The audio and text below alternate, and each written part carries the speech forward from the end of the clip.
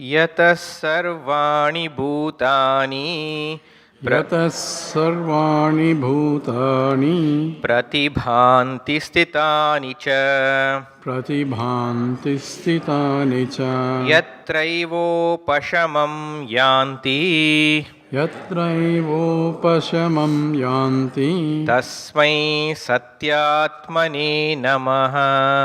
तस्मै सत्यात्मने नमः। Lord, second sloka.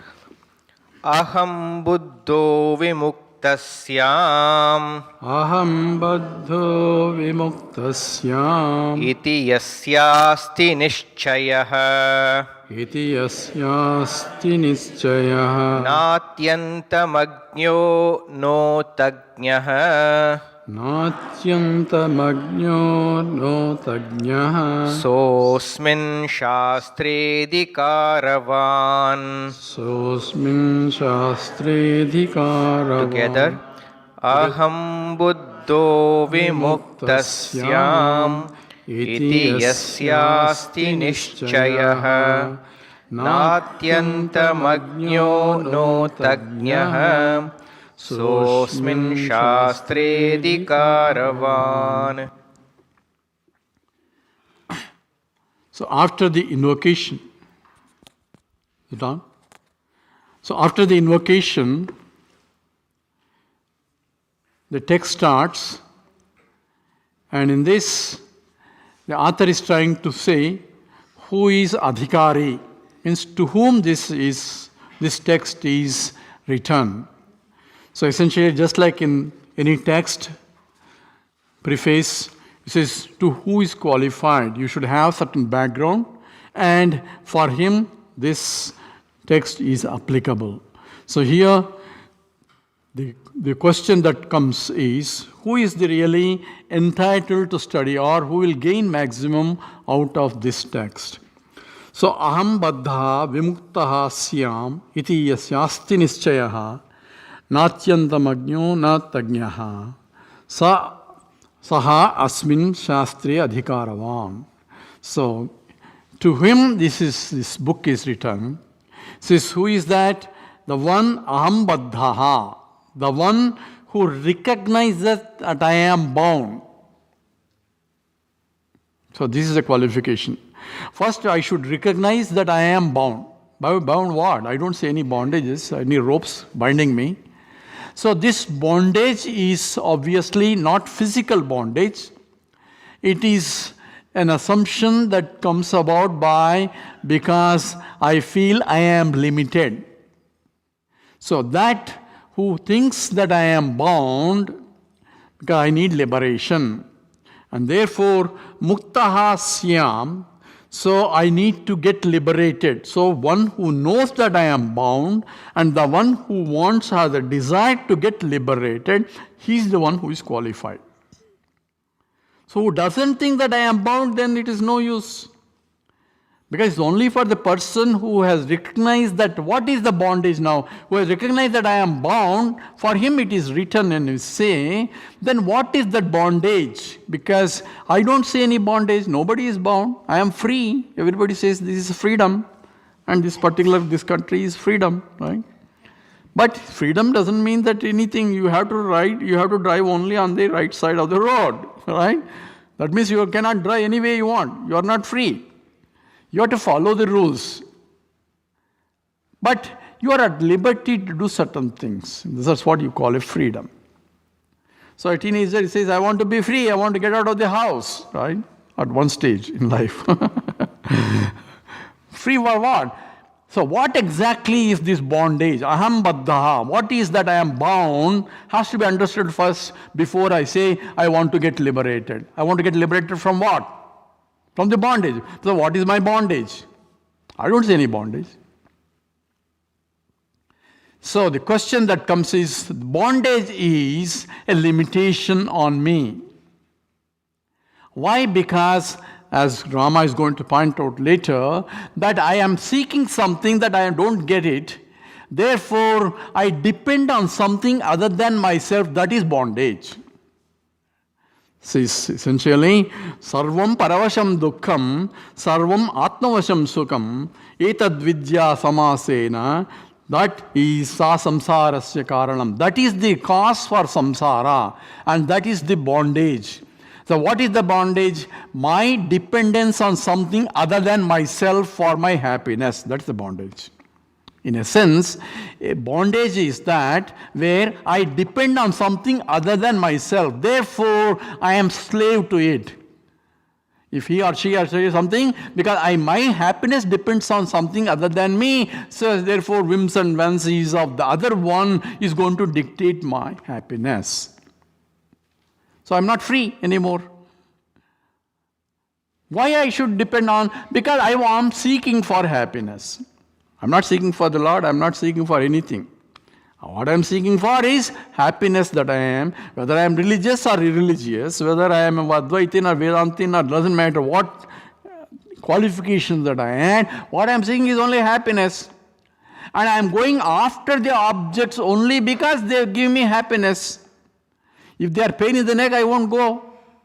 So therefore, what I am seeking, all my pursuits from morning to evening, day in and day out, dinaya munyau sayam pratah shasiravasanto punarayataha kala kridati. Therefore, this time goes on and on from the beginning to the end. I am going after something which I don't get it. I seem to get it, but it slips. So therefore, I am bound by this problem of limitation. Problem of limitation. Because I am limited, and I don't like this limitation, and I want to be unlimited. In all pursuits, pravrutti or nivrutti, in either pursuits trying to gain something or getting rid of something, what I am looking for is unlimited, unobstructed, eternal happiness that I want. In all pursuits, everybody. That's the autobiography of everybody. Where is happiness is the question is different. I think happiness is in, just now we had coffee, tea and all that. So somebody brought me tea because happiness is in tea, not in coffee. Because some people wanted coffee because happiness is not in tea, but in coffee there. So they are finding happiness in those objects that is really fulfilling. But the objects themselves are not giving happiness. If more coffee, more happiness, one more cup of happiness, I can keep on drinking. No. First cup, somehow I take it. Second cup becomes a problem. Why? I thought you wanted happiness. Tea is happiness. No. So it looks like happiness is not in the object, but I'm going after object, one after the object, other object, whole morning to evening. And that is what is called, he's going to tell more, but that's called bandha. Bandha means I am not happy with what I am. Therefore, I am seeking something other than what I am. That is the whole story.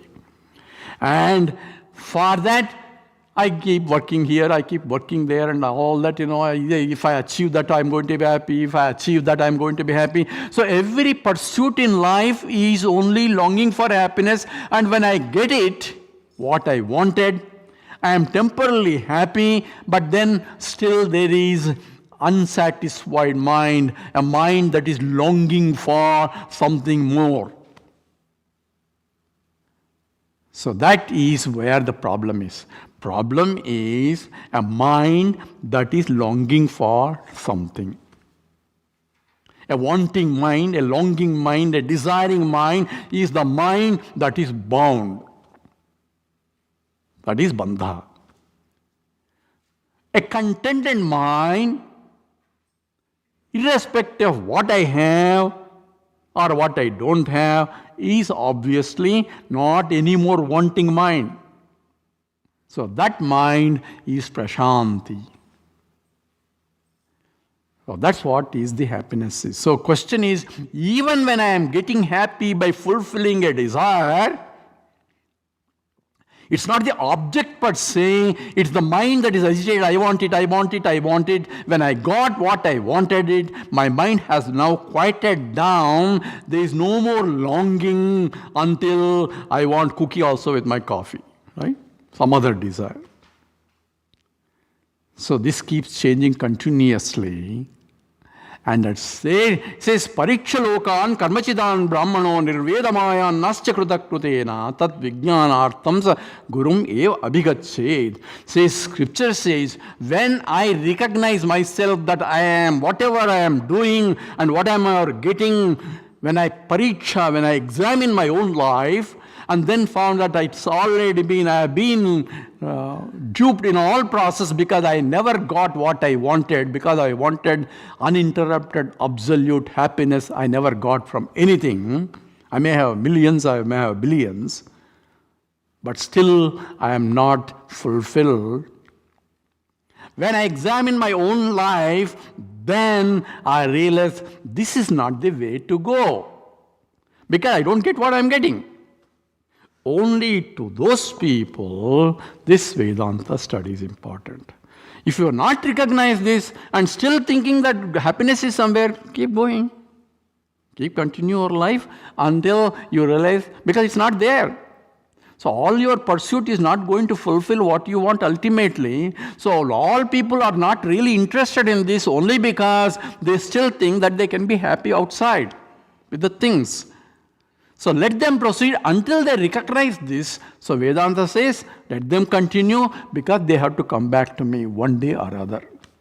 If not this life, next life. If not next life, next life. Until the cycle goes on and suddenly I fed up with it and say, what is this? What good is this? What I want to know, what is this truth? Why I cannot be happy myself without all this? When that desire comes, when that knowledge is there that I want to know more, that is called I want to get liberated. Vimuktaha means completely, Visheshana Mukta means completely liberated from all these problems.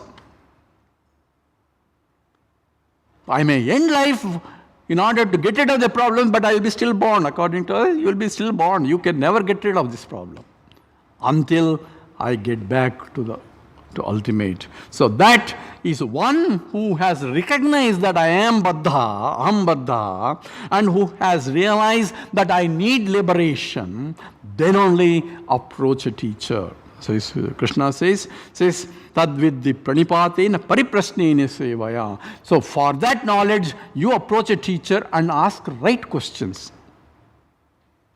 Don't ask wrong questions. Say, when are you born, teacher? Where are you going? All those things are immaterial for you. I want to know how can I be happy. That's all you need to know, right?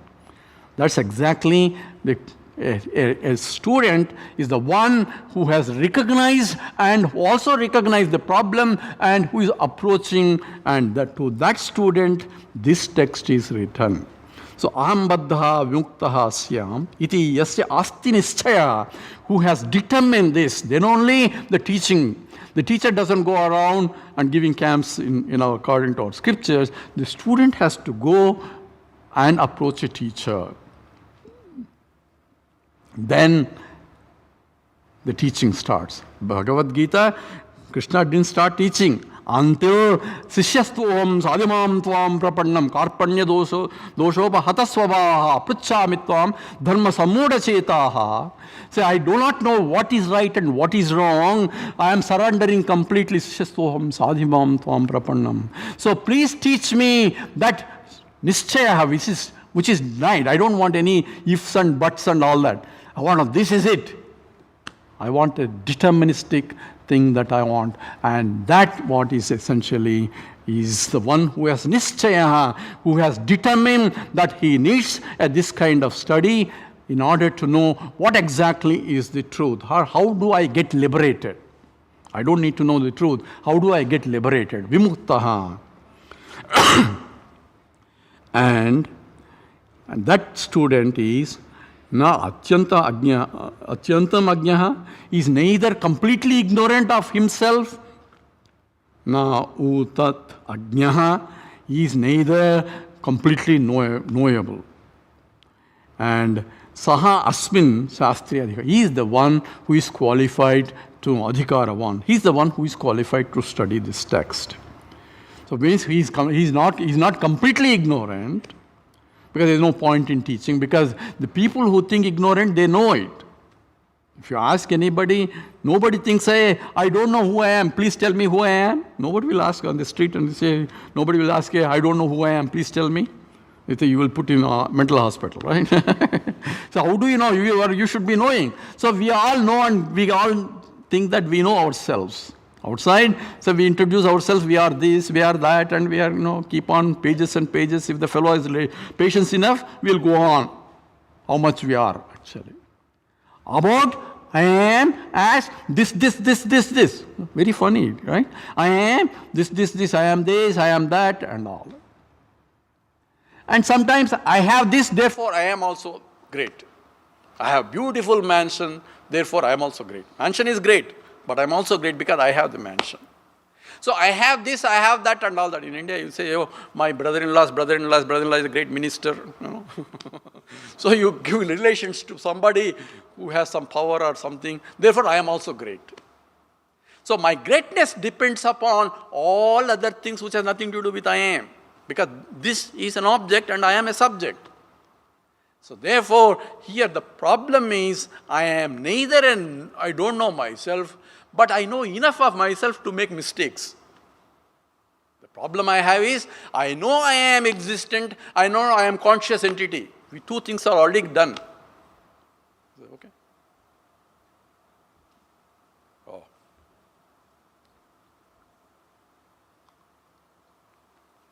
Is it okay?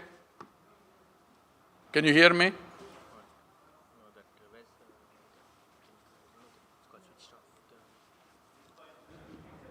Yeah, it's on. Yeah. It's on. Oh. They are recording also. That's for those who could not make it, or for those who cannot make it, or whatever, for the future also. So all my previous camps recordings are available. Even last one I took, Ramagita, it's not available on the website. If you go to website, that you can listen. But listening directly is more important than listening to CD. Always better. So therefore, I am, and this, I know myself enough to make mistakes. If I know completely, there is no mistakes. And if I don't know at all, then there is no problem. But I know enough to commit mistakes. So what is that I know enough? I know I am existent. Nobody says, please tell me I am existent or not. No one will ask. No one asks, hey, am I conscious? The very fact that you are asking a question, that means you are conscious. So nobody is looking for existent and consciousness. Just now we covered Sat and Chit. But what we think is, we are existing as this only. There is a problem. Or consciousness as this part only, where the bondage is identification with this as I am. That's the bondage. So what exactly? That's what is ego. Ego is, I am this. When I say I am this, how great I am, all those, this comes as, that's ego. And therefore, I am not that. Because I am this, therefore I am not that. So I would like to include that also into me. So I want to expand myself by having this into part of me. That's why the ahankara and mamakara comes into picture. Ahankara is I am this, and mamakara is this is mine. Both come into picture because of not knowing who that I am is. Therefore, when I do not know completely, I make a mistake about myself as one, that I am only mortal and I am only unhappy and I am ignorant. These are the three mistakes that I commit myself. And I try to solve this problem by gaining this, by gaining that and all that. So when I say I am mortal, that means I exist only as long as the body exists. Therefore, I am the body, and the end of the body, dehe nashte aham nashte. Therefore, when the body is gone, I am also gone. When that means I am only taking the body's existence as my existence, because I do not realize I am pure existence, I am existing in the body now. Just as existence in the glass now, here, existence in the table now. So existence can exist in different forms, but I am pure existence that is providing existence for everything. That I do not have the knowledge. Therefore, I think I am mortal, and therefore I take this pill, that pill, and all those pills, and one day, jatasya hi dhruvo mrityuhu dhruvam janma mritasya cha, whoever is born has to die. That's the law. That which has a beginning has to have an end. In spite of, you may prolong one more day, one more year, one more decade, all that, but one day, you have to kick the bucket. That's the law. So, mrityorma amrutam gamaya. Remember, we have prayer. Says asato ma sadgamaya. We all repeat that. Asato ma sadgamaya, tamaso ma jyotirgamaya, mrityorma amrutam gamaya. Oh Lord, make me immortal. He says, I cannot do it.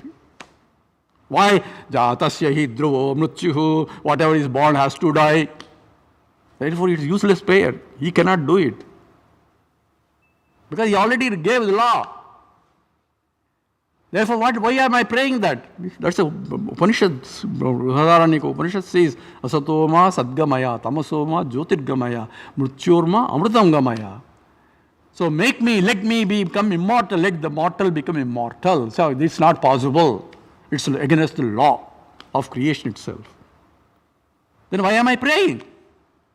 So I have to understand the prayer also. Not that I have to understand that I am already immortal. That's what I have to understand. Oh Lord, teach me. I think I am immortal. Make me immortal by understanding that I am already immortal. That is the teaching. That's why Krishna says you are crying unnecessarily, where there is no reason for you to cry, because you are already immortal. There is no way any of these people can never die. So asocyan anvasocyatvam. So you are crying where there is no reason for you to cry. That's how the Upanishad starts. The Gita-upadesha starts. If there never a time I was not there, never a time you are not there, never a time all these kings are not there. Every time they are there. Therefore, there is no reason for you to cry because you are already immortal. But how come I don't know? You don't know only because you are taking yourself, I am the body. Why? Because you are not having complete knowledge. So therefore, neither you have complete knowledge, at the same time, you have little bit of knowledge to make all these mistakes. And therefore, you will never try to solve a problem by trying to solve a problem where there is no problem. Because I assume that there is a problem, I am trying to solve a problem. I am unhappy, I am going to be happy with this, I am going to be happy with that. You will never be happy with that.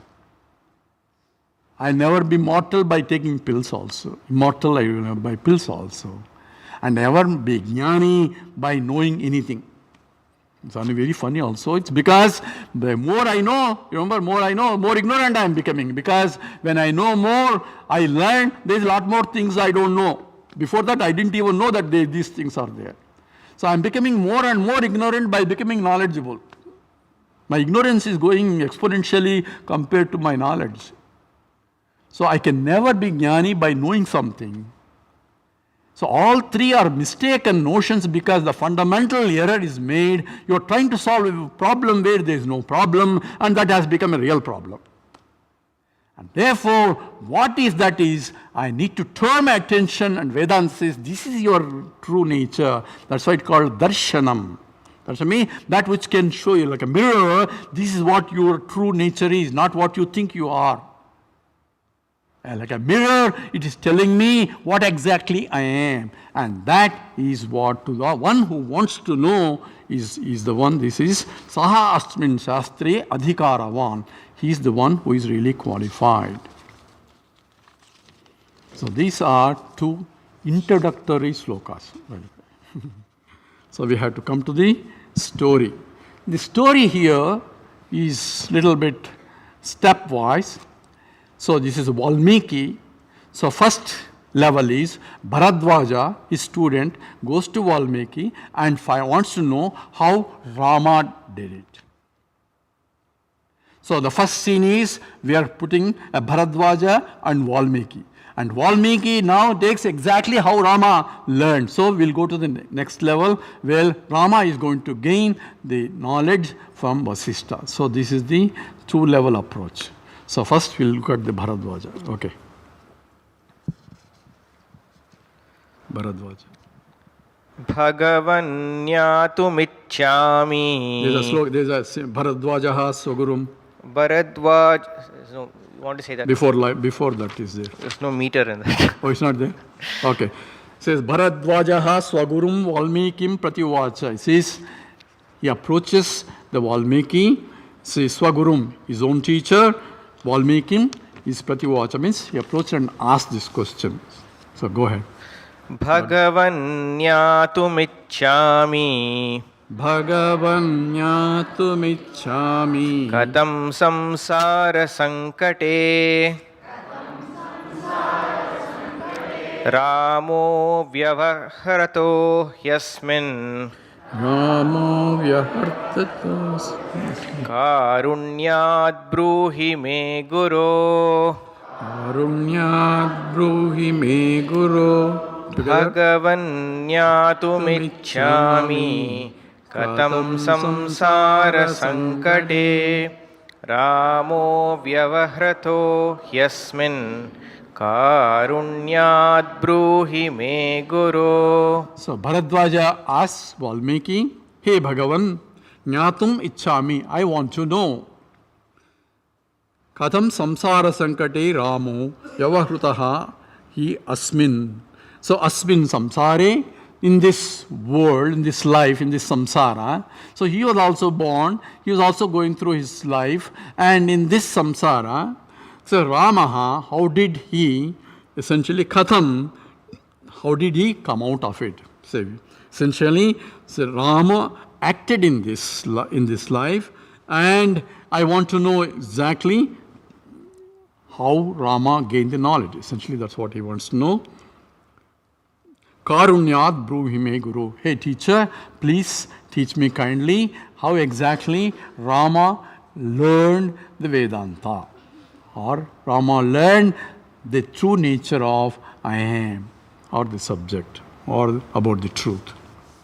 So that is the introduction. So here the teaching is by Valmiki to Bharadwaja of what happened in Ayodhya. Valmiki ruvacha. Valmiki ruvacha. Jivan muktipadam praptah. Jivan muktipadam praptah. Yata ramo mahamanah. Yatha Ramo Mahamanah. Tatteham shruну vakshyami. Tatteham Srunu Vakshami. Jara marana shantaye. Jara Marana Santai. So Valmiki answered the Bharadwaja. So Jivan Mukti Padam Praptaha Yatha Ramaha. So Mahamanaha, so Ramaha Mahamanaha, Yatha Jivan Muktim Padam Praptaha. So how this great soul, Mahamana means a great soul, Sri Rama, says Yatha in what way or how, Jivan Mukti Padam Praptaha. He has gained the Jivan Mukta. Means while living, he has realized the truth. That is Jivan Mukta. So while still continuing as a Rama avatara, whatever, so Rama, even though it is an avatara, he has come as a human being and he is behaving like a human being, so that we also will follow exactly what he has done like any other human being. So it's an example where you follow this. That procedure he himself follows, and therefore he has to gain the Jivan Mukti Padam. So even though he is the Lord of the entire universe, but he has now come in the form of a human being. Therefore he has to realize what is the nature of absolute reality. So Jivan Mukti Padam Praptaha Yatha, in what way he has gained that absolute knowledge. Tat te aham srunu vachyami srunu. So to that situation, how he gained, I am going to teach you. Please listen to that. And what do I gain by listening to that? How he gained? What do I gain by, Rama gained, so what? What is my situation? By knowing that, you also will gain the same state. How? You have to know. That's why you have to attend the camp. So, Jara Marana Shantaye, in attaining that which is Shantam, which is that which is beyond Jara and Marana, that is disease and death, because those are the attributes of a suffering. So you can also transcend that state by listening or following what Rama did. If I understand it, then also I can realize the same. That means I can also become Jivan Muktaha, provided I tune the mind to the same state as Rama tuned. Remember, you have to come to the same level. Then only you will gain that knowledge as Rama got. So here, now we are going to the next stage. Valmiki is now taking us to the Ayodhya, where the teaching is going to happen, how Rama gained this knowledge. So where did he gain from? From his teacher. So like any other student, he also approached the teacher. Tad vijnanartham sa gurum eva abhigachet. That's what scripture says. Scripture says, don't come to me. Our Indian scriptures are so methodical, because it says, don't come and open yourself. Oh, I'm going to read myself the scriptures. Nothing will happen. You will close it next day itself. Why? You have to teach through a teacher, because it requires an interpretation. Because there are a lot of apparently contradictory statements in the scripture itself. That's why Mahatmas have written darshanas. Darshana means explanation and bhashyas of how to interpret the properly. Tattu samanvayat. A self-consistent model has to come out of it, even though it looks apparently inconsistent if you read yourself. Therefore, the scripture advises that vijnanartham gurum eva. Eva means alone. So what if I read Ramana Maharshi's books, or these books are my teacher? No, you have to approach a teacher who is alive, because the teacher cannot teach. And if you listen, again there is misunderstanding. Therefore, implication is you have to approach a teacher and learn from the teacher the scriptures of what it is.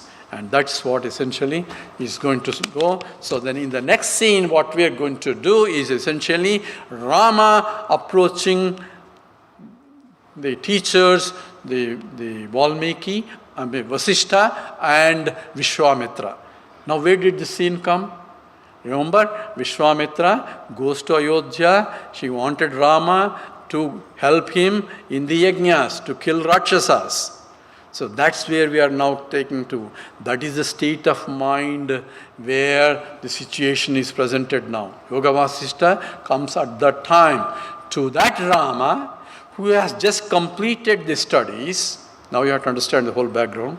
Who has just completed the study in the Gurukula, and he has traveled all over the Ayodhya and the whole world to see first-hand information about the people. So after studies, the thing is, he and Lakshmana went around, because what he studied in the Gurukula, he was already locked up in the Gurukula, right? Everything is so beautiful, everything is given. So just like Buddha was there, brought up in the palace, he could not see anything suffering and all that. They tried to block everything. Like that, he was also a prince, he is growing like that. But when you go outside, you see all sorts of things that you never imagined before. So, just like Buddha got exposed to human suffering in varieties of forms and names, Rama also saw that. So, when he saw, just like Buddha, he got dejected. And you will see Rama's state. So, and when Vishwamitra went to fetch Rama to help him, and after that, you know the story of it. At last, Dasharatha agreed, and they sent a message to Rama to bring Rama. But Rama, in a state of dejected state, he is not ready to go anywhere. Now, he comes in front of the Vaasishta and Vishwamitra and reveals his state of mind. Says, I cannot do anything. This is my problem. So he poses the problem to the gurus, and therefore the teaching starts. Now, where we are taking the scene is a student approaching his teacher. That is the methodology of Vedanta. Vedanta is not a declaration. Every scripture you go, where it is a teaching between the teacher and the student, including Bhagavad Gita also. Bhagavad Gita started, only as I said, only Arjuna surrendered and please teach me. Then only the teaching started. Okay? So, otherwise teacher is happy by himself. He doesn't have to go anywhere. It's like I'll give you an example is, suppose I'm a physics teacher. Not that I'm a physics teacher, but I suppose I'm a physics teacher. And I know gravitational force, I know Newton's laws of motion.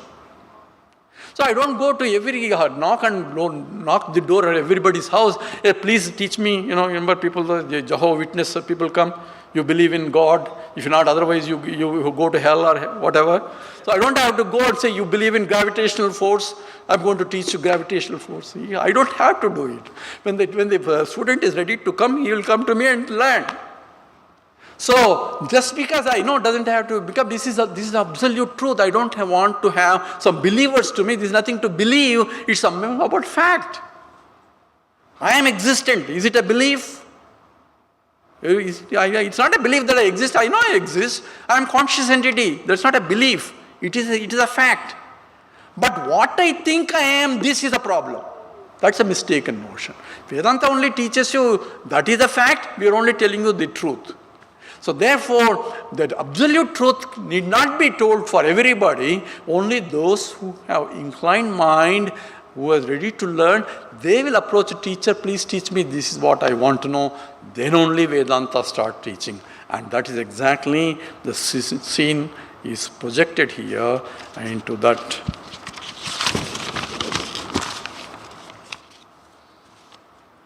Okay. Shriram विश्वामित्रं प्रति उवाच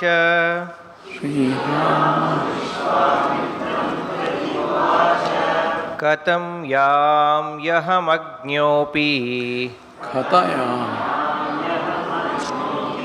विचारक्रियते मया जायते मृतये लोकः जायते म्रियते लोकः म्रियते जननाय च कथं याम्यहमज्ञोऽपि विचारक्रियते मया जायते मृतये लोकः म्रियते जननाय च. So Sri Rama Vishwamitram Prati Uvacha. So Sri Rama went to Vishwamitra. Vishwamitra and Vaasishta are there together. So he goes because Vishwamitra wanted him to come. So he goes first to the Vishwamitra and reveals his state of mind. Says essentially, Kathayami aham. I am going to tell you my situation because you want me to accompany, but I am not ready. Even though my father asked me to go also, everybody I am sanctioned, but I am not ready to go. Why? Because my mental state is like this. So here it says, Kathayami aham ajñopi vichara kriyate maha. Here Krishna, Rama is putting a beautiful words. He says, even though I am ignorant, so here he is qualifying himself, I am going to tell you my state of mind. And what is my state of mind? This is going to be, because even though I am ignorant, ajñāpi, says, vichara kriyate maha. I have been thinking a lot for the past few days. I have been thinking and deeply analyzing this problem, and this is my problem. So even though I do not know, I have started inquiring into this problem. So you remember who is a student? A student is the one who recognizes I am baddha and I want to know the truth. And Rama is fulfilling right there. Says, I am having a problem.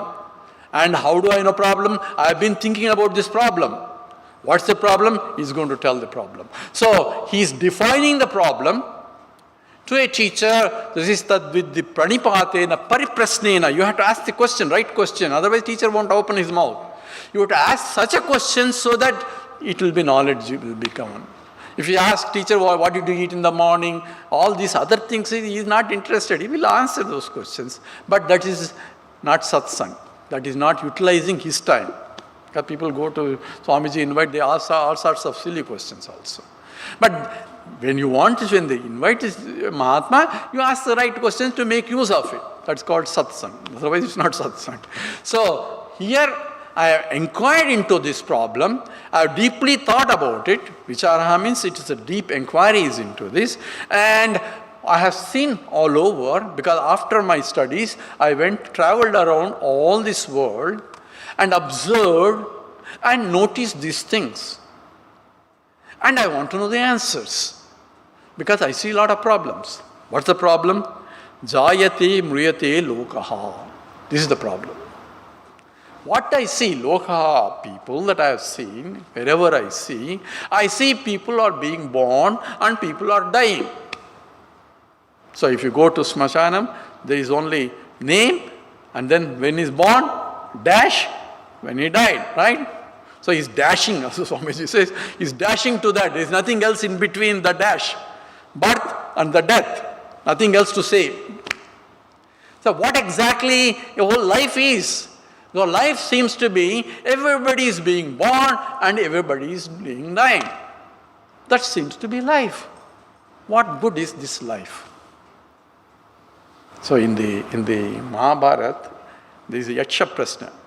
The Dharmaraja goes to Yaksha, and in the Yaksha Prasna, one of the Yaksha is asking questions, because all other brothers drank water without answering, they all died there, momentarily at least. So Dharmaraja is also going to drink water. He says, don't drink water, first answer my questions. He says, my God, who is this? Ask me the questions, I will answer my best. So they are beautiful question and answers. You should read that, Yaksha Prasna. And in one of the Yaksha Prasna, he says, what is the wonder of all wonders? Because we have 7 wonders, right, of the world. Is that one of the wonders? What is the wonder of all wonders? The Dharmaraja was asked, and Dharmaraja says, the most wonderful thing is people see, people is being born every day. So every minute some birth is occurring anywhere in the universe. And people also see that people are dying every day. Every minute somebody is dying. So people know that people die, born has to die. But yet people think they are going to live forever here. That is the wonder of all wonders. Because why? Because I want this is mine, that is mine, this is mine. What? This occupy space in this earth and a land, this is my property, that's not my property, that's your property, don't come into my property. All that is what? I am going to die, and this property has been, many people are owned before and many people more will be owning that property later.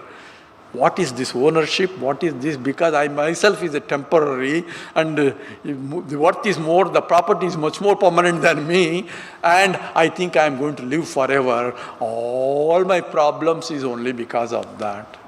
And that is the greatest wonder. And here Rama condenses this in one word. He says, I see lokaha, there is nothing else in between. They are being born and they are dying. That I see. And I also conclude, because I did a deep thinking here, I also conclude that those who are dying again is being born. There's a conclusion. Remember, he is not seeing, because he cannot see that. So those who are born is also cycling coming back. It says in the Mriyate, it says Jananayacha. Those who are born is again being born. Because I see like plants and everything, they're coming and going and dying, and another plants are coming, and continuously the cycle going on. The life itself is continuous. Nothing is here permanent. And in between this short life, because the earth is going around the sun, remember, we are getting a free ride. We are taking, every time we are going around the sun, free ride without paying. Someone asked me, instead of how old I say, he doesn't tell me how old. I went around 60 times around the sun.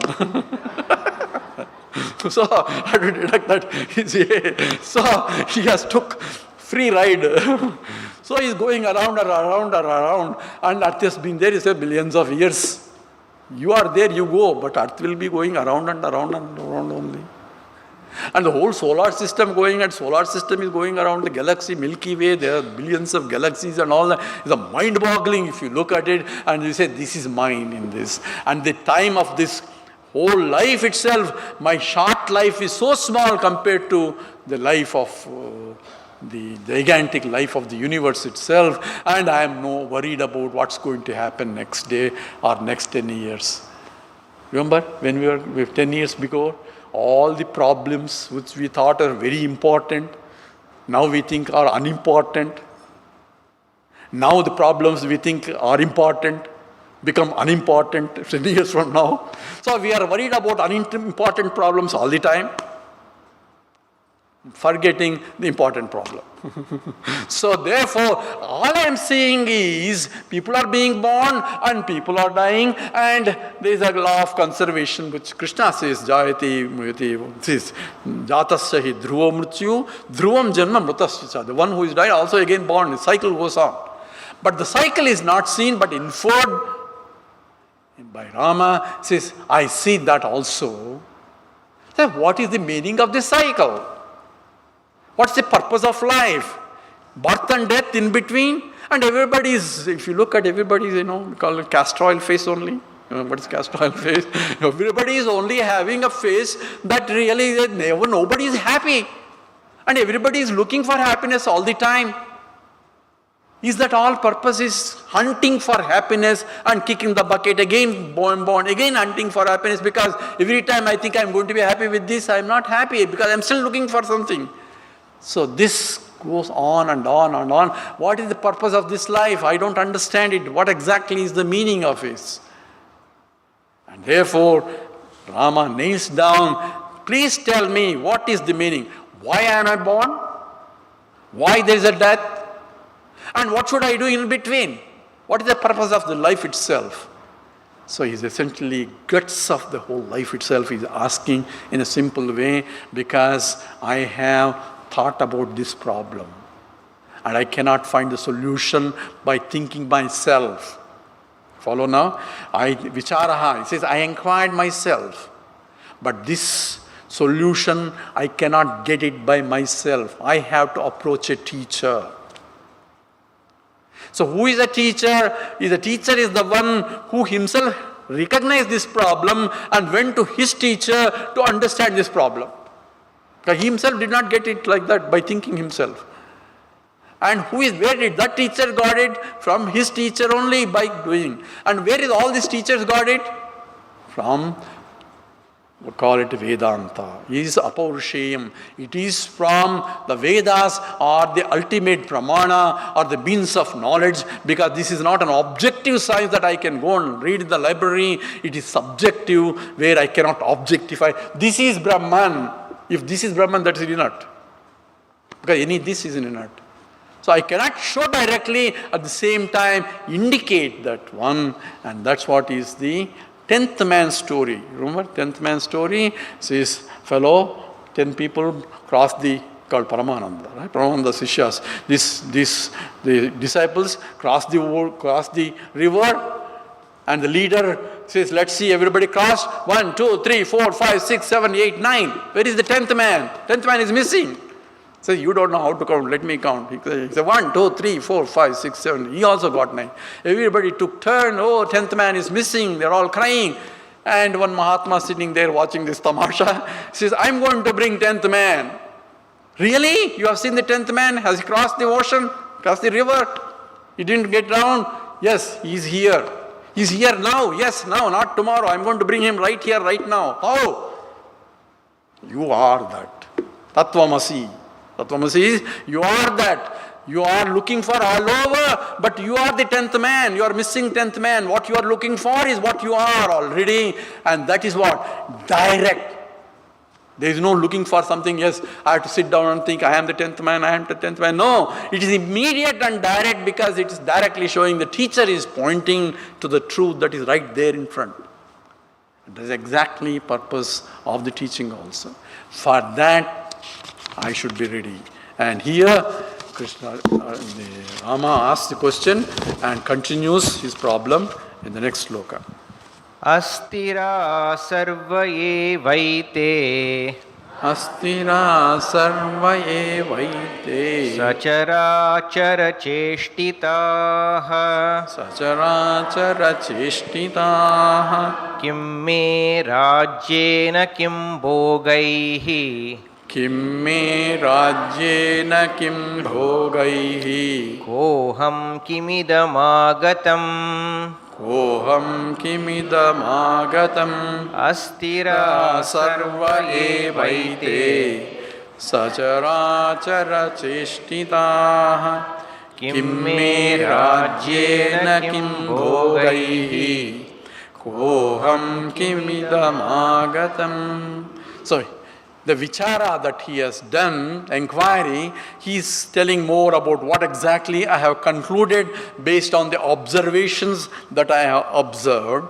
Says, Sarvam eva ete asthiraha. Says, everything that I see in this world that is asthiram, there is no permanency at all. They are all fleeting things continuously all the time. Sacharachara cheshtitaha, whether they are the chara achara, says whether they are movable, sthavaram jangamam. Remember in the Gita it says, sthavaram jangamam means those that are staying at one place or those are moving, all are impermanent on the time scale. Some are more permanent, more temporary compared to others, that's all. It's only time scale is different, but everything is asthiram. So, what is the problem? So what? I am now free the problem. I am trying to find happiness out of something which is impermanent. That's the problem. That's why the bondage is. Because I am trying to gain something set up. So either there are only two, I am and this whole universe set up. So I am trying to adjust the setup so that I can be happy with the setup because I don't like the way it is. So I am going to adjust the setup so that it is conducive to my liking, so that I'll be happy. Right? That's the whole thing is. We are trying to adjust the environment to suit our convenience, so that I can be happy with the setup. But things continuously called, that's why it's called Jagat. Jagat keep changing. That is the changing is the nature of the world. So things continuously change.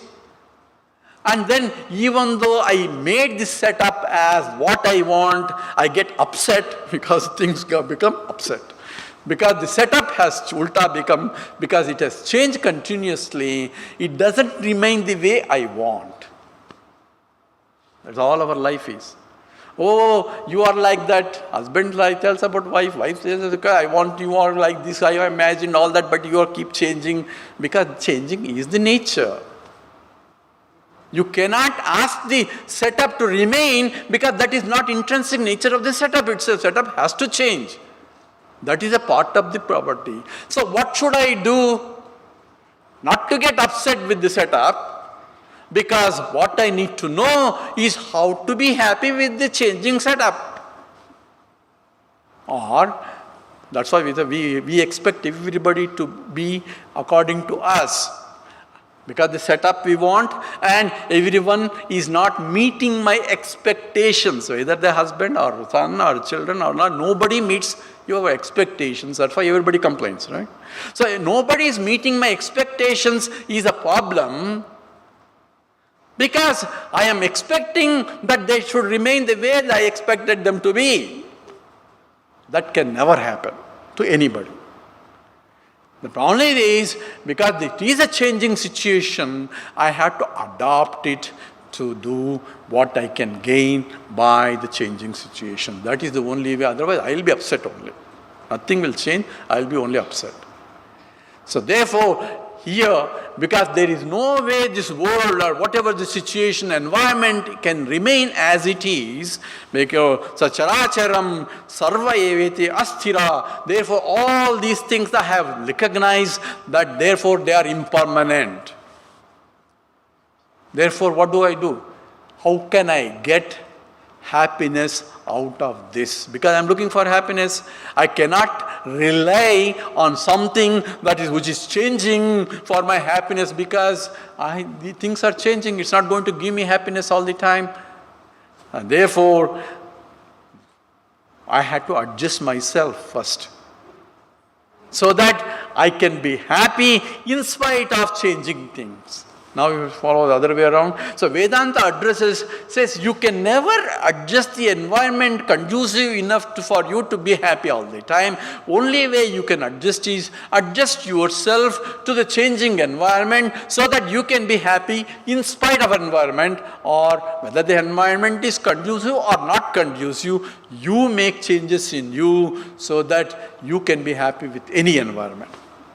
So for that I need to know about myself, to make adjustments about myself. So he asks, Kim me rajyena kim bhogaihi koham kimidam agataha, ko aham kimidam agataha. Say, where did I come from? Who am I? Where did I come from? What is this world? Why do I need this rajyam? Why do I need? Because he knows he is a prince. So I am going to become king. Why do I need this? So this is not going to give me happiness. So why do I need this? So says, what is this bhogai? What are these pleasures in life that are giving me only temporary happiness? Because they themselves are not permanent. How can they give me permanent happiness being temporary? Therefore, they are never going to be give the happiness that I am longing for, that I am wanting, that I am waiting, and that's why I am what is searching for.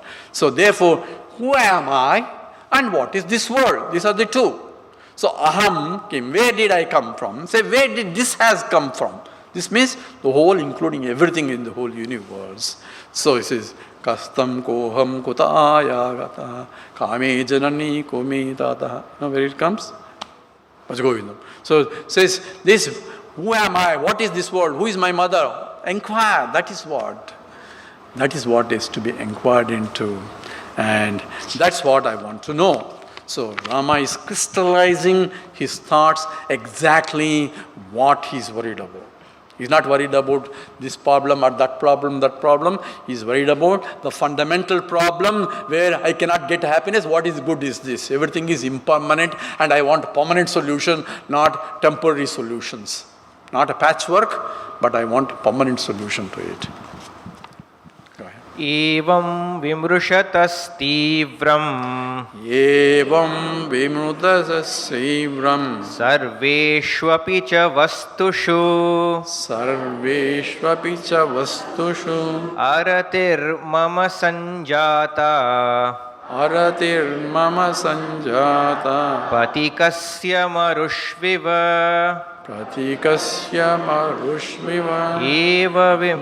evam vimrushatastivram sarveshvapi cha vastushu aratir mama sanjata patikasya marushviva.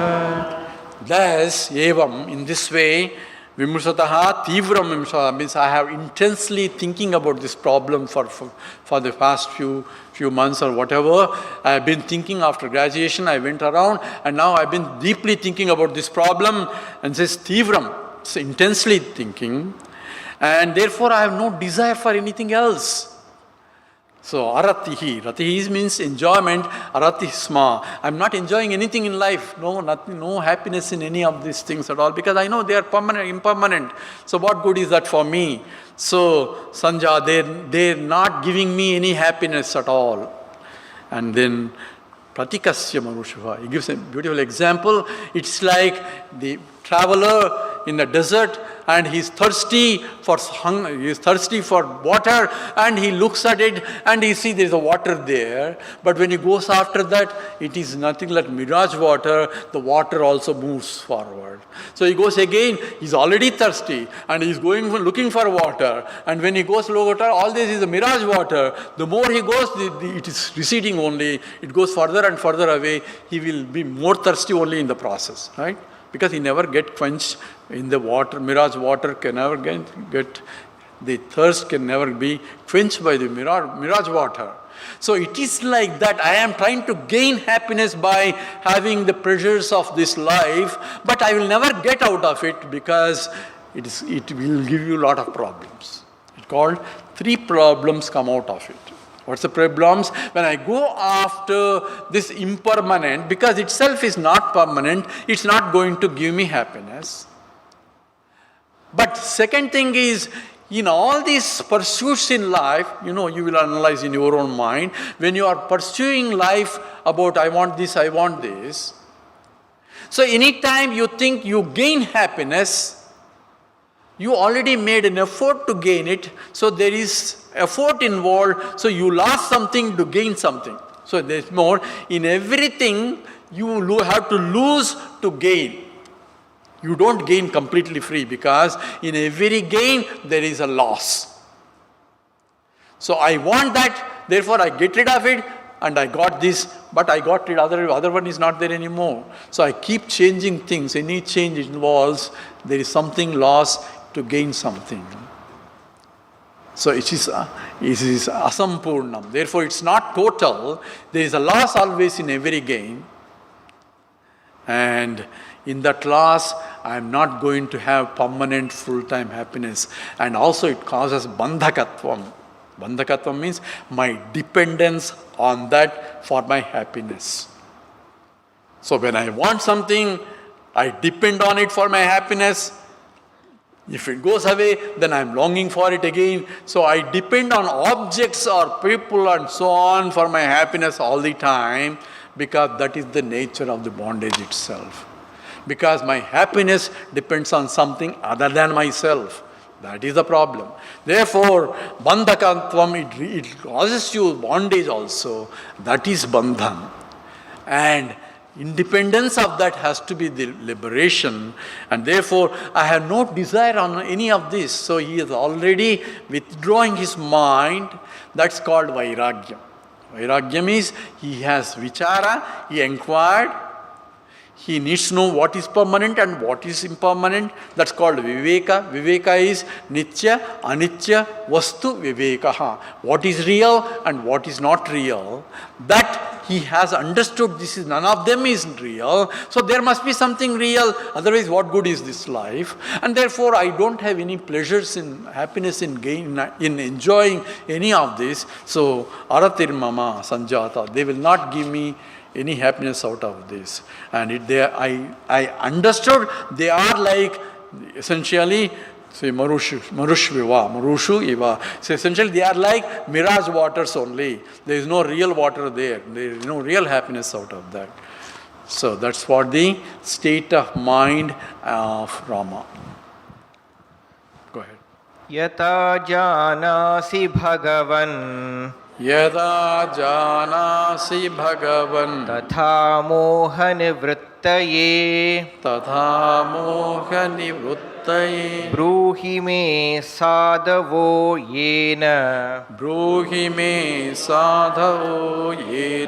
unam nirdukhatam gataha yata janasi bhagavan tata moha nivrittaye bruhi me sadhavo yena nunam nirdukhatam. So yatha janasi bhagavan. So he also observed in the life, there are people who are still happy, but they are not happy because of something. So they are called sadhava, means they are realized people. He has met in his life and he says, you are that. So he has observed Vaasishta as well as Vishwamitra and recognized they are happy in spite of these problems that I have been pointing out. So they know something that I don't know. So therefore, janami, therefore please teach me that you also know, that you are also reveling on it. That teaching where I can gain the same happiness that you are enjoying also.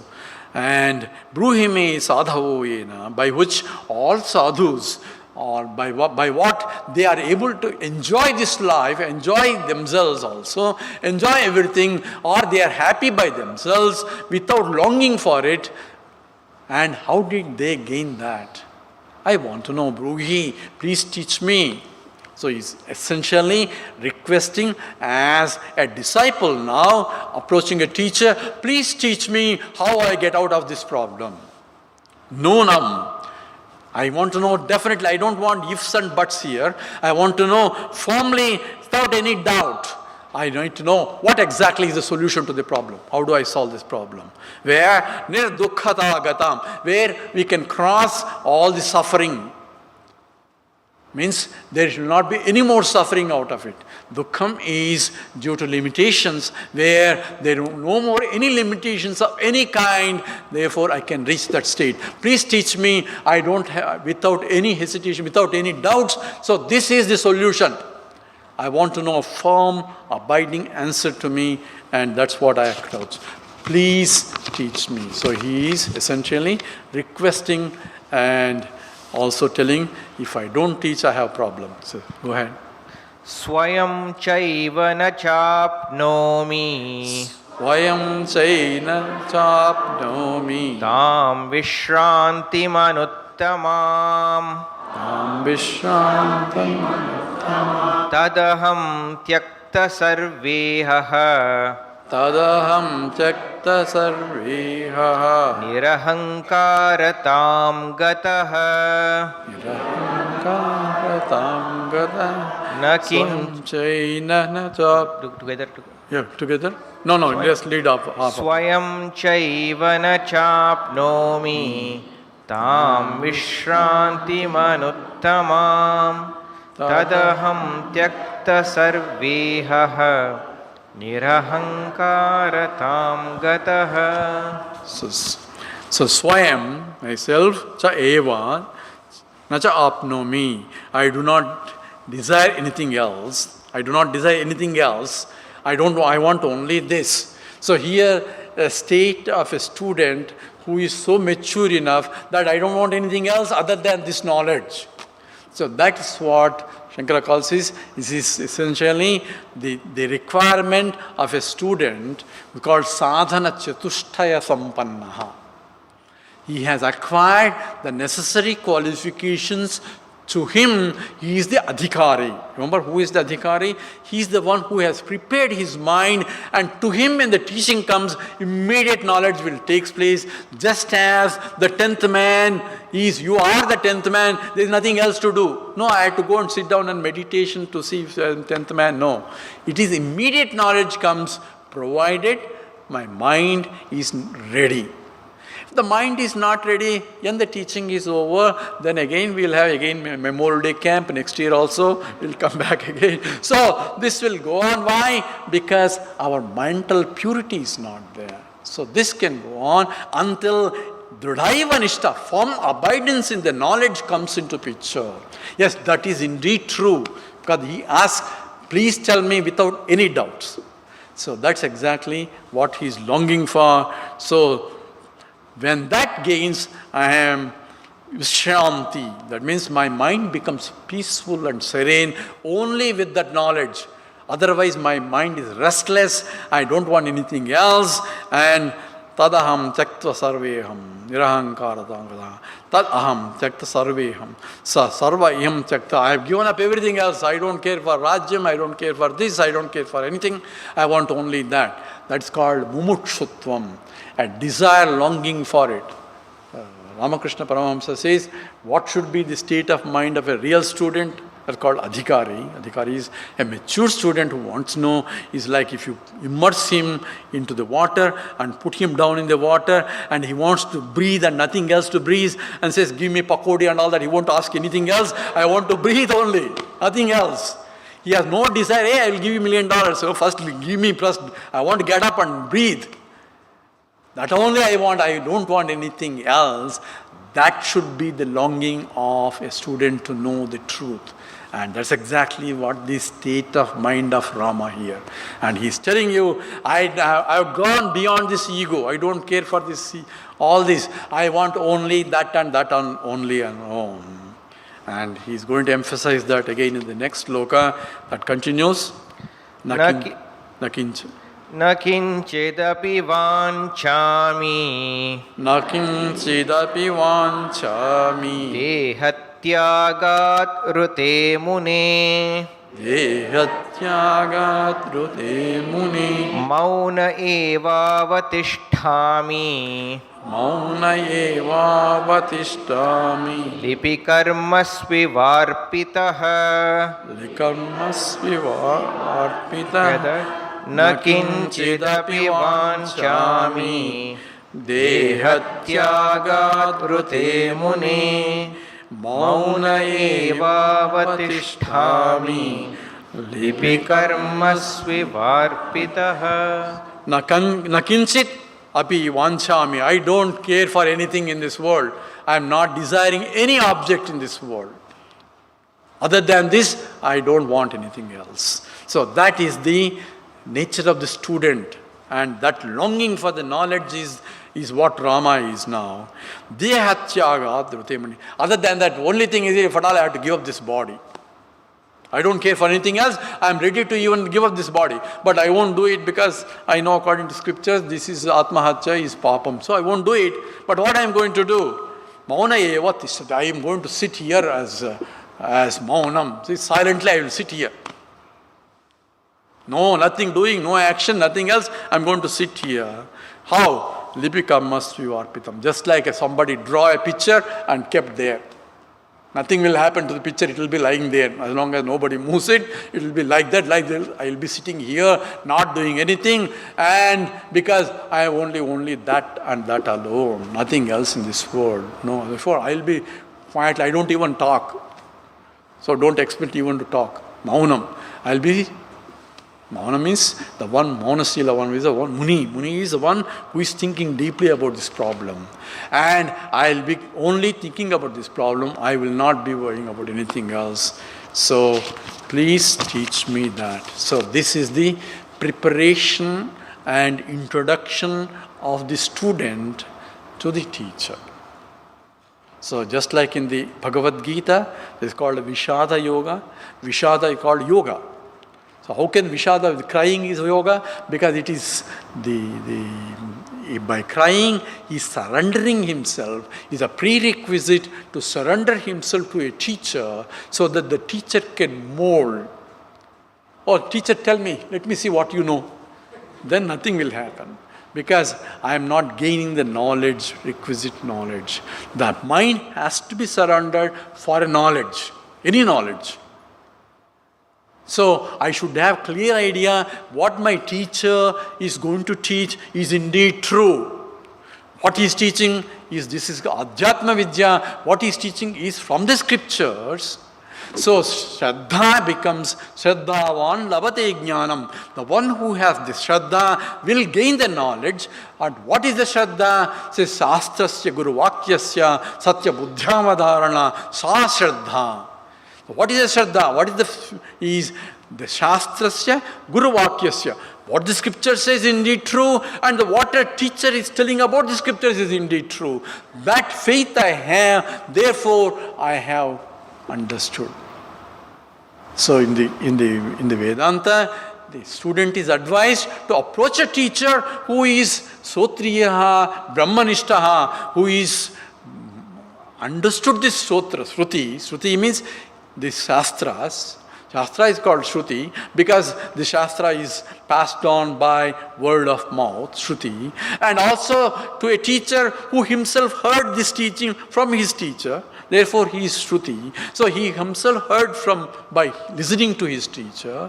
And that teacher has to be not only knows the scriptures, but he should know how to teach also, right? So he is that's called the one who is Shatagnya. And also he is Brahmanishta. He himself has realized. This is a big problem. So how do I know my teacher is realized? Is there a litmus test?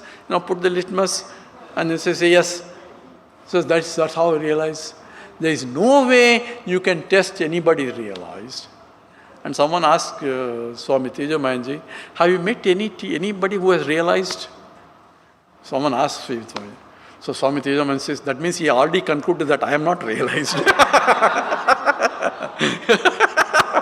So he says, if have you realized, if you ask somebody a question, if somebody asks you a question, have you realized, what can you say?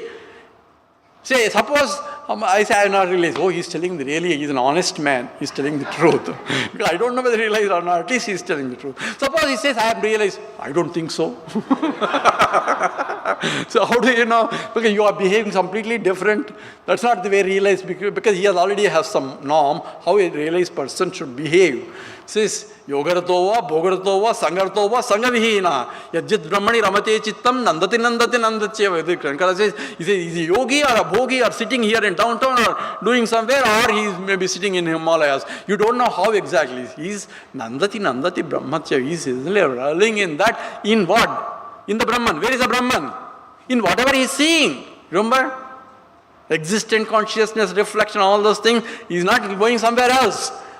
So, you can never know, and there is no point in asking a person, says, have you realized? Because the very question implies that you have no faith that he has realized. There is no point.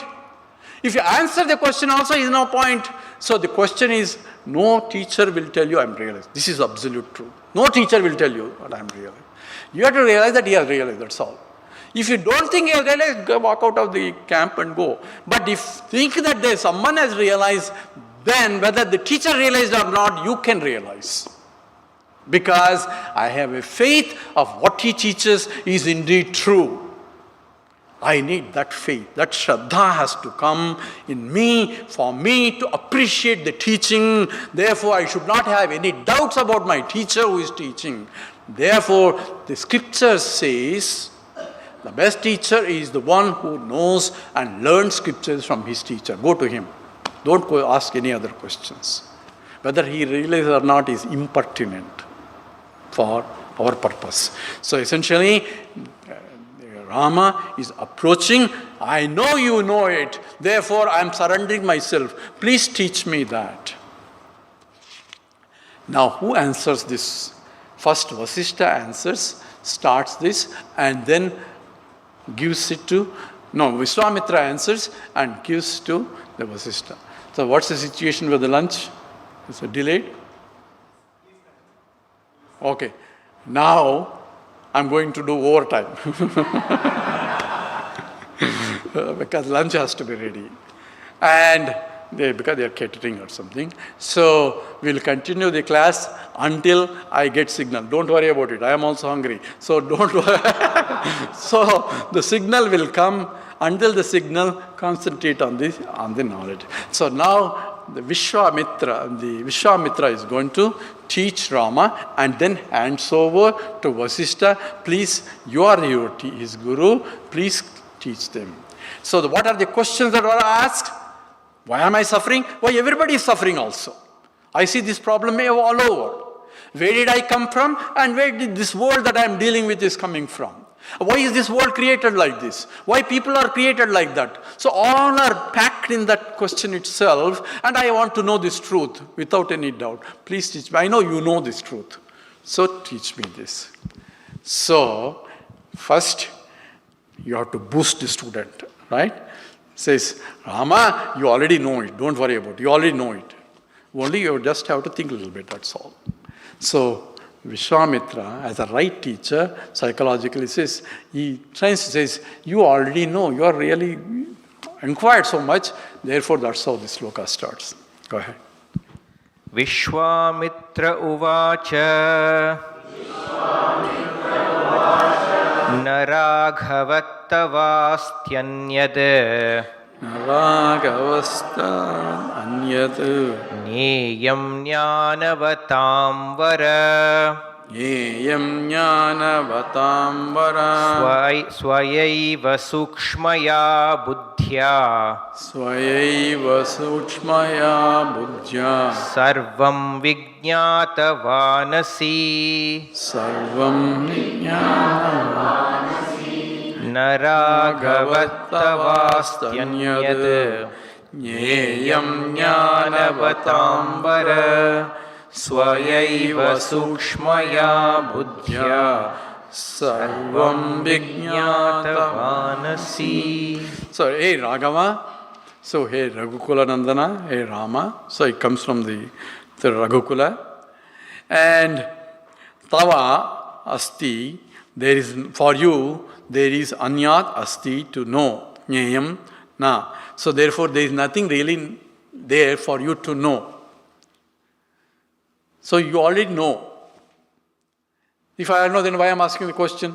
All you need to know, you know more about yourself a little bit more. That's all. So the question is, we already know who we are, right? I am existent, I am consciousness. So 2/3 of the three, say Sat, Chit, Ananda. Sat and Chit we already know. Only one part is left. What is the part left? Ananda part. That's why we're looking for happiness all over. So we're looking for happiness only. We're not looking for existence. We are not looking for consciousness. We're looking for Ananda, only one part. And we already know two parts. So 2/3 of the problem is already solved. So only 1/3 of the problem is very easy. So that's what essentially is to be done. Says Jnanavatam Vara. Hey, you are Vara, means you are a Jnanavatam. You are actually a knowable person, very Shrestha person. You are already a knowledgeable person. You have inquired so much already. And you know many other things also. So Jnayam. So what you all, there is nothing really that need to be known as something object. I need to know this, I need to know that, I need to know. Nothing of that. All you need to do is to tune your mind a little bit, that's all. Swayaiva suchmaya buddhya sarvam vijñātavasapi. So by your own analysis, you have gained a lot of it already. Number one, there is no permanency here. That you have gained. So if there is no permanency here, then there has to be something permanent in the impermanent. I don't know if you know what's the statement. If there is nothing permanent here, that means something is changing. It is there, but something is changing. If A is changing into B and B is changing into C, that's what equations are. A is equal to A plus B is equal to C plus D. That's what our chemical equations are. So in the chemical equation, you are supposed to balance it. You know, that's all the struggle is. All the students struggle to balance. What are you balancing? The amount of this is amount of that. That's something that's not changing. There is something changeless entity in the changing things. So there has to be a conservation of something in the things that are changing. So if you observe that everything is asthira, there has to be sthiram in the asthira. Asthira means impermanent. So there has to be a changeless entity in the changing things that I have to know now. How do I know? Remember my glass? Glass exists.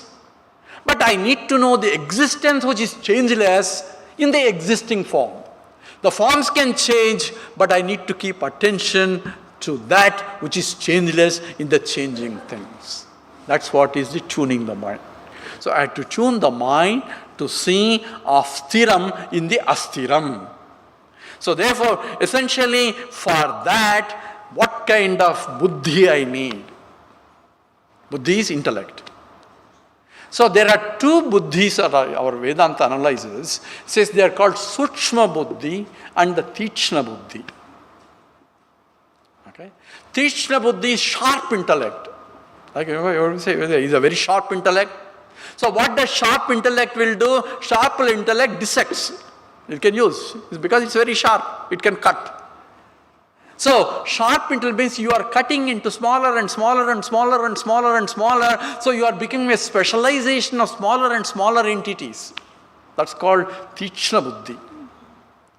He is very sharp. Let's say he is very sharp means what? He can grasp things like that. So, any science, any objective reality, any objective scientist, he is becoming a specialist and specialist of smaller and smaller of specialization only. Remember, he is knowing more and about nothing, right? More and about everything about nothing. That's what specialization is called delta function. In mathematics, that's called delta function. But what exactly is that? That's called the Tichna Buddhi, a sharp intellect.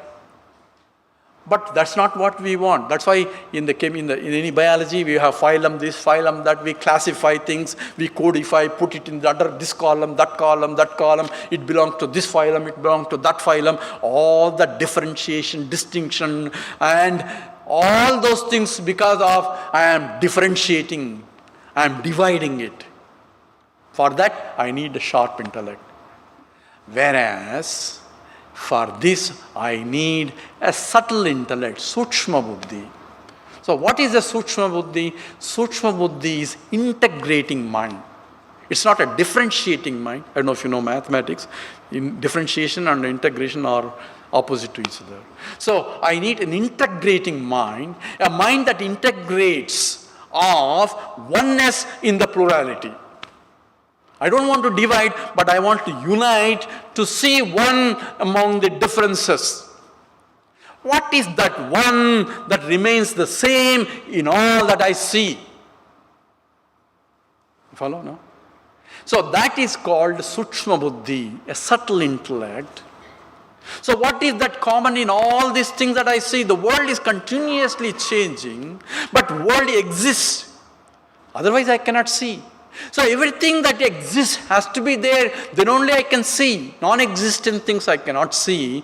Therefore, the existence has to be common. That doesn't change. And that's what Vedanta says. That which exists can never cease to exist. Therefore, I should have a type of mind, a subtle mind, that which sees oneness in these many varieties. Yes, he is different, she is different. Just as the ring is different, bangle is different, nest is different, all ornaments are different, but there is one common there, that is the gold. So goldsmith gives you the price of how much gold is there. Oh, this ring is much more costly because this is my wedding ring or my engagement ring. Those are your problems. He knows no, he wants no. He doesn't care whether it's an engagement ring or wedding ring or whatever ring. I don't want to say the third ring, but whatever ring, that he knows only how much gold it is. The value depends upon the Sat. What is their existence? That mind which can see oneness among the divisions is the subtle mind, Sukshma Buddhi. So therefore, you have the Sukshma Buddhi. It says, Sukshmaya Buddhya Sarvam Vijñātam. You have analyzed the whole problem and you are looking for that which is integrating one. What is the truth? Because you have recognized this is all impermanent. There has to be something else which is permanent. And that knowledge is what is Vedanta. Knowledge is trying to see Aham Brahmasmi, or this is Brahma, or infiniteness. Infiniteness does not exclude anything. That integrating one, in spite of differences, that I need to see. And that requires only knowledge, nothing else. And that is the buddhi that is required. So what is the obstructing that knowledge is the fundamental problem. And that is being crystallized in the next sloka. Vasana tanavam Rama Moksha ityuchyate buddhaihi Moksha ityuchyate Padartha vasana daryam Padartha vasana daryam Bandha ityabhidhiyate Bandha ityabhidhiyate Vasana tanavam Rama Moksha ityuchyate buddhaihi Padartha vasana daryam Bandha ityabhidhiyate. So here the Vishwamitra is defining what exactly is the bondage and what exactly is the moksha. Two things are defined in a very condensed way. It says the vasana tanavam is mokshaha iti uchyate buddhaihi. Buddhaihi, the wise people. Wise people are the rishis. The rishis are the Veda drashtas. So how did the Vedas come into picture? Because Vedas are apaurusheyam. It is written by the Lord. According to our Hindu beliefs, the Vedas are not written by a human being. Therefore, the limitations of the human being don't come into picture because it is written by the Lord himself. So when did the Lord write this one? She asks, but there are rishis they're called the rishis, because when you go to the temple, they will ask you, what do they ask you? Gotram, right? So you tell, what do I belong to? That rishi. Who is a rishi? He is a Veda drashta. He is the one who is the seer of the Vedas. How did he see? Because in the seat of meditation, it is revealed to him. That which is already there is revealed to him, and they say, it is revealed to us. Whereas the scientist also same thing. When he is meditating on it, by intuition, the truth gets revealed. Oh, I made a breakthrough. Whatever breakthrough means, it is revealed to him. The solution came to him. Because solution is already there. Because scientist doesn't invent laws, he only discovers, right? He discovers it. Not means it's already there, he removes the cover by thinking on that direction. So it is revelation only. All knowledge is by revelation.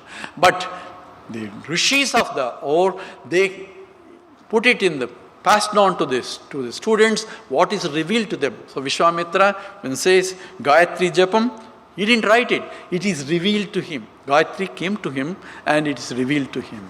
That he passed on to his, therefore it's called Shruti. He passed on to the student passed on to his student, like that. That's why it's called Shruti, is called Vedas. Vedas are called Shruti. So therefore, by one unlimited comes the source itself. Therefore, nobody writes these things. Who wrote physics? If you ask, how can that be possible? Tell me, who wrote physics? Newton wrote physics. Newton only discovered some laws that are already there. Who wrote physics? That is a ridiculous question because somebody wrote that physics book, particular book for teaching for them because he assembled it. That's what Vyasa also did it. He assembled all the Vedas that was there into 4 volumes. That's what Veda Vyasa also did it. So who wrote any of this? We think that somebody has to write it. It's revelations of that great Mahatmas. Therefore, Buddhaihi, the great teachers have said, this is what moksha. What's the moksha? What says, Vasanat anavam Rama. Hey Rama, where the exhaustion of vasanas is moksha. So what do I have to do? Exhaust your vasanas to be liberated. So what is vasanas? How do I exhaust them? So he's going to tell here, Padartha vasana dadyam bandha iti jupyate. So vasana is, that's why, remember the Om.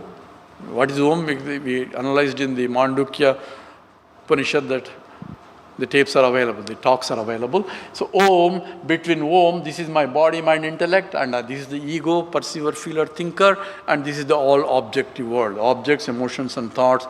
This is the world, this is the individual I, and these are my equipments. And between me and there is between this V, big V is there. Any direction you go, your obstruct is coming there. So the V is the vasanas. What is the vasana? Vasana is indulgence or egotistical mind gives you vasana. When I visited my friend in Madras, so he gave me a good cup of Madras coffee. Very hot, very good cup of coffee. It was so good. He says, what is this? This is coffee. They give you in a, rakora or something you have to pour. I don't know why they give 2. I need a spoon. But anyway. So I say, how do you make this coffee? Where do you get this coffee? So I went and he gave me instructions. I bought the coffee powder. Because I didn't come with the coffee vasana from my mother's womb. It is only because I went, somebody gave me coffee and that I liked it, I enjoyed it and I want to repeat that experience. So even though coffee I enjoyed immediately, that enjoyment is over, it is leaving me an impression in mind to repeat that experience again. Therefore I go after that and I make coffee and every day, the morning, first thing in the morning, getting up and then coffee. Without coffee, I can't even do anything else. How did this? The coffee that I enjoyed has become a permanent vasana now. Vasana, by self-indulgence, egotistical action, becomes a vasana, either it's a raga or dvesha. So either I like it or dislike it, both are vasanas. So vasanas, as Swami says, starts as a desire at my intellect level, agitations in my mind, and actions at the body level, and it's like a circle go on. So I drink coffee again, and next day again morning, and this goes on and on. Enjoy, and then one more coffee, one more day, every day coffee morning. If there is no coffee, I'm in real trouble. One day we had that problem. There's no electricity and there's no water anywhere because the water was also cut off, and we are running around from different shops. Where is the coffee? And 7-Eleven, they put a big board, no coffee here because no water here. So we had to hunt around. There's a big line. We saw one McDonald's coffee. We never entered McDonald's, but there is a coffee also, and there's a 2-mile line there. Why this coffee? Because coffee is happiness. That vasana brings the problem. So here, vasana tanavam. So if I remove the vasanas, I will gain happiness. Because what does vasana do? I am going after objects for me to give happiness. So therefore, padartha vasana ajyam bandha iti abhidiyate. So padartham, these objects are giving me happiness. Coffee is giving me happiness. Says coffee doesn't give, it's a tea that gives happiness. Okay, tea gives happiness. All that we are going different directions. Everybody is going running after for fulfilling their vasanas only, because by that they are going to be happy. But that big bondage. Why bondage? Because I depend on that coffee. Next day again I want coffee. Without coffee I cannot live. Right? That's a problem. So that's what bond. Now you know what is bandha. Therefore bandha, he says, bandha iti abhidite. Scripture says that is real bondage. My dependence on something other than myself is bondage. It can be anything. Because there is no happiness there, but still I depend on it for my happiness. That's where the problem is. Therefore, what should I do? Get rid of the vasanas. How do I get rid of the vasanas? That becomes a problem. It's not that easy. How do I get rid of? So, because we have vasanas for food, right? How do I get rid of these vasanas? Is by looking at Him. Therefore, Lord has to come into picture, and because He doesn't have any vasanas, give it to Him. So, when we give it to Him, He is ready to take whatever. Patram, pushpam, palam, toyam, anything you drop it. Doesn't matter. I'll take it. Provided you do with bhakti. Not that He is going to take patram, pushpam, He will leave it to you again. He wants only your surrenderance, where you are surrendering your vasana. Vasana is, why we offer flowers. They have vasanas, right? The flower is, that's what we say beautiful. And arati we do with the arati. Karpuram has a vasana. A smell. Vasana means smell also. So when we show karpuram, what happens? In the plate, karpuram evaporates. And in the evaporation, nothing is left. No vasana is left. So we are looking at the Lord with the karpuram, burning it in front of the Lord. And in singing what? Na tatra suryo bhati na chandra tarakam nema vidyuto bhanti kutoyam agni ameva bhantam anubhati sarvam tasya bhasa sarvamidam vibhati. That's what we are chanting. Oh Lord, I am showing you this silly light. Thinking that you are going to be seen in this light. How can this silly light show you? Because you are the light itself. You shine everything else, but what can this be? That's what I am chanting when I am showing this. But essentially, I am removing these vasanas. And in the process of removing the vasanas, Lord is already shining. It is like clouds that are covering the sun. Clouds like a vasanas, but clouds really cannot cover the sun. Sun is so far away, but clouds cannot cover the sun. But underneath the cover, I say, I cannot see the sun. Why? Clouds are covering the sun. How do you know? But I can see. What do you see? I see clouds. How do you see? In the sunlight. Isn't it? I am saying I cannot see the sun, but in the sunlight only I am seeing even the clouds that are, because of which I cannot see the sun. So even vasanas also I know only because of Him only. But when the wind blows away the clouds, what should I do next? Put the torchlight to see sun. No. Sun is self-revealing. I don't have to do anything else if I remove the obstacle. So what is the bondage? The obstacle is a problem. What I have to do is remove the obstacle here. What's my obstacle? I don't know who that real I am is. Therefore I am taking myself as I am this. This that I am pointing out, which is not me, I am taking that as this. That is the problem. Remove that ignorance. I am shines by itself. That we will see how to get rid of vasanas more closely after we fulfilling our vasanas by having our lunch. We'll do Brahmarpanam now.